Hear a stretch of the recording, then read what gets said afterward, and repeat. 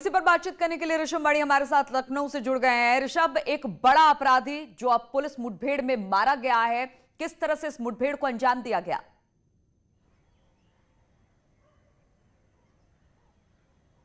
नीलू, देखिए, मुठभेड़ की पूरी कहानी ऐसी है कि पुलिस अपनी कस्टडी रिमांड के दौरान जो असलहे की बरामदगी होती है एविडेंस एक्ट के तहत, ये बहुत ज़रूरी होती है, इसीलिए पुलिस को रिमांड मिलती है।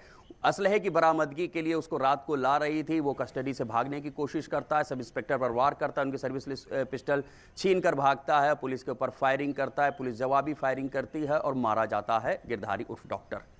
ये सिर्फ गिरधारी की बात नहीं है, हम थोड़ा सा पीछे जाएं तो चाहे बिकरू कांड का मुख्य आरोपी विकास दुबे हो, उसका साथी प्रभात मिश्रा हो, ये सभी पुलिस कस्टडी के दौरान एनकाउंटर्स में मारे गए। उत्तर प्रदेश पुलिस एक साफ और स्पष्ट संदेश देने की कोशिश कर रही है कि अगर आप किसी बड़े अपराध को अंजाम देके कोर्ट की शरण लेंगे, चाहे आप किसी दूसरे राज्य में चले जाएंगे, वहां सरेंडर करेंगे, या वहां किसी अपराध में आप पकड़े जाएंगे, जिसको कई बार अनौपचारिक रूप से अनऑफिशियल ये कहा जाता है कि दूसरे स्टेट की पुलिस के साथ मिली भगत करके आप वहां सरेंडर कर सकते हैं। लेकिन जब कस्टडी रिमांड के दौरान भी अगर आप उत्तर प्रदेश लाए जाएंगे तो आप की जान को खतरा जरूर बना रहेगा। अगर बिल्कुल ऋषभ, आप हमारे साथ बने रहिए। इस वक्त हमारे साथ पूर्व डीजीपी विक्रम सिंह जी भी जुड़ गए हैं।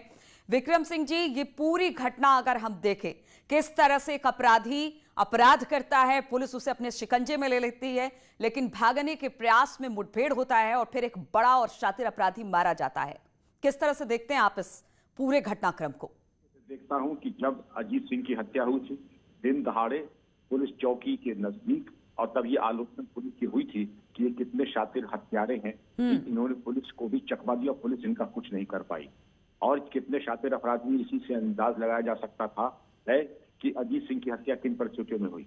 बहरहाल इनको लाया जा रहा था। पुलिस का पक्ष ये है कि वो भागने की कोशिश कर रहा था, एसआई को इंजरी पहुंचाई, और दोनों तरफ से गोली चलने में या हंगामा गिरफ्तारी में जो पुलिस को अख्तियार है मुनासिब चोट पहुंचा के कार्रवाई करे, तो मुझे लगता है कि पुलिस मुठभेड़ हुई है। लेकिन मुठभेड़ के बाद ये 2-3 प्रक्रियाएं हैं जो जरूरी हैं। अपराध का पंजीकरण, मैजिस्ट्रियल इंक्वायरी, आवश्यकता अनुसार अगर कोई अपराध और पंजीकृत किया जाता है उसकी निष्पक्ष विवेचना, सभी साक्ष्यों का बयान करके कोर्ट के सामने फाइनल रिपोर्ट प्रस्तुत करना। ये नहीं है कि एनकाउंटर का जो पुलिस पक्ष है वही एक पक्ष होता है। अभी तो उसको हमें कोई तर्क हमारे पास नहीं है कि इसका हम अविश्वास करें विश्वास करें, लेकिन जितने तथ्य सामने आए उसके आधार पे एक बदमाश का निस्तारण हुआ। लेकिन जो नेशनल ह्यूमन राइट्स कमीशन की दिशा निर्देश है ऐसे प्रकरणों में, उसका पालन करना पुलिस का कर्तव्य है। ठीक है, बहुत बहुत शुक्रिया आपका विक्रम सिंह जी हमारे साथ जुड़ने के लिए। ऋषभ भी लगातार हमारे साथ जुड़े हुए हैं। ऋषभ, लगातार जब अजीत सिंह की हत्या हुई थी तो बार बार यही सवाल उठ रहे थे कि सरेशाम इस तरह से मार दिया गया अजीत सिंह को, लेकिन पुलिस ने कार्रवाई की और मुख्य आरोपी को पकड़ लिया। अब जबकि मुठभेड़ में ये मारा गया है और पुलिस पर इसने हमला किया, जवाबी कार्रवाई में पुलिस को गोली चलानी पड़ी, यानी कहीं ना कहीं ये कहा जा सकता है कि अगर आप अपराध करेंगे तो बख्शे नहीं जाएंगे।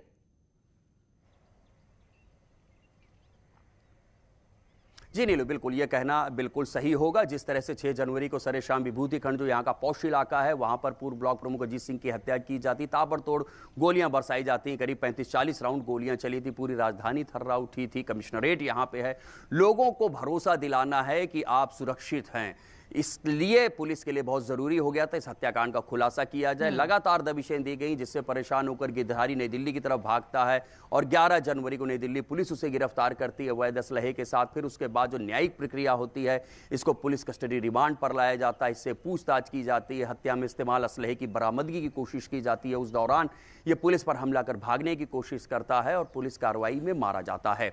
तो मोर और लेस, चाहे विकास दुबे की बात कर लें, प्रभात मिश्रा की बात कर लें, पुलिस की कहानी ऐसी ही होती है। ऋषभ, जरा वो इस कहानी के माध्यम से पीछे भी दिखाइए जहां पर ये मुठभेड़ की घटना को अंजाम दिया गया, जरा वो पीछे की तस्वीरें भी जरा हमारे दर्शकों को दिखाइए जहां पर ये मुठभेड़ हुई। जी, मैं अपने कैमरा पर्सन से कहूंगा कि वो दिखाएं। मैं इस वक्त मौके पर ही मौजूद हूं जहां पर इस मुठभेड़ को अंजाम दिया गया है।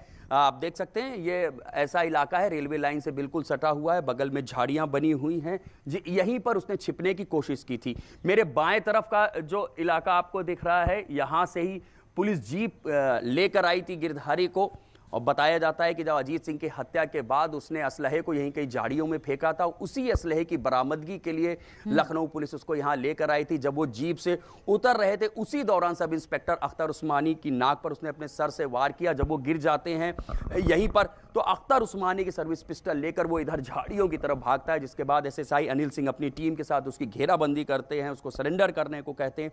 जवाब में वो अख्तर उस्मानी की सर्विस पिस्टल से फायरिंग शुरू कर देता है, और जब इधर से पुलिस टीम फायरिंग शुरू करती है तो उसमें गोली लगती है गिरधारी को लोहिया अस्पताल ले जाते हैं, जहां पर इलाज के दौरान उसकी मौत हो गई है। तो जैसा मैं पहले भी कह रहा था, चाहे विकास दुबे हो, प्रभात मिश्रा हो, पुलिस की एक जैसी ही कहानी है, लेकिन एक संदेश देने की कोशिश जरूर की गई है। बिल्कुल, ये संदेश देने की कोशिश की अगर आप अपराध करेंगे तो आप बच नहीं पाएंगे। बहुत बहुत शुक्रिया आपका ऋषभ, हमारे साथ जुड़ने के लिए और तमाम